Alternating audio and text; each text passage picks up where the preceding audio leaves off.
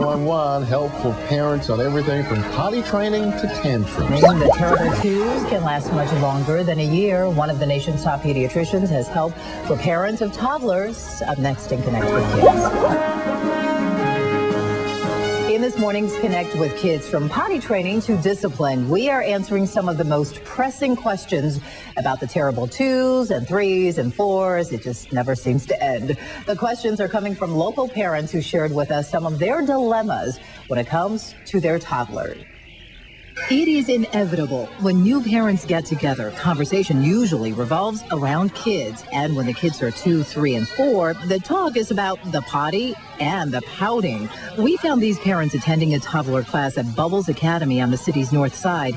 Here's what they're saying about life with toddlers. When we do go out, it's a little complicated. It tends to be a difficult situation and more frustrating than exciting. He used to be a great sleeper, and then after he turned 2, he started waking up in the middle of the night. With the new addition of Joseph, why has Caroline become so clingy with her little blanket that she'll sleep with, and also her brother's pacifier? We brought the questions to Dr. Ari Brown, spokesperson for the American Academy of Pediatrics and author of the book Toddler 411, starting with the ever so common dilemma of disciplining in public. Kids will act up because they know they can get away with murder when they're out in public, so don't let them do that. You still discipline them, so either take them discreetly to the bathroom or take them out to the car, and if things are not going well, you pack up a doggy bag and you go home. And we heard plenty of moms asking about this next question, potty training. You know, I've always heard you can push the issue and kind of miss your opportunity. I think there are a lot of windows of opportunity, so don't feel like you've missed a window because they seem like they were ready. A lot of people have false starts. So I would say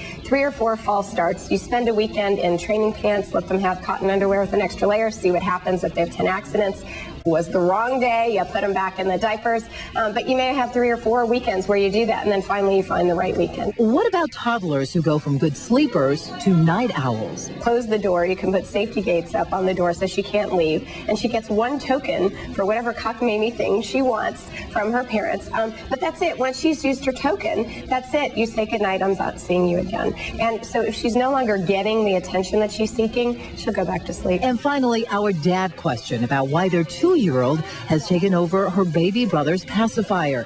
Dr. Brown says she is simply stressed from the transition. Some things that I might recommend to ease that transition with a newborn in the house is to actually hand the baby over. Most of the time the older child gets dumped to the grandparent, but send the baby over to the grandparent. Let them do some, diaper changes and caring for the baby, and then have mom or dad spend some special time with that older child, because that's really what they're looking for, is that attention that they used to have.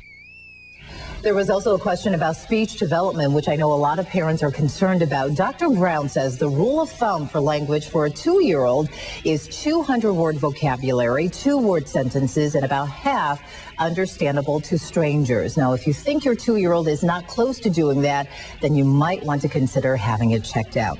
By the way, you can read this report on our website at abc7chicago.com.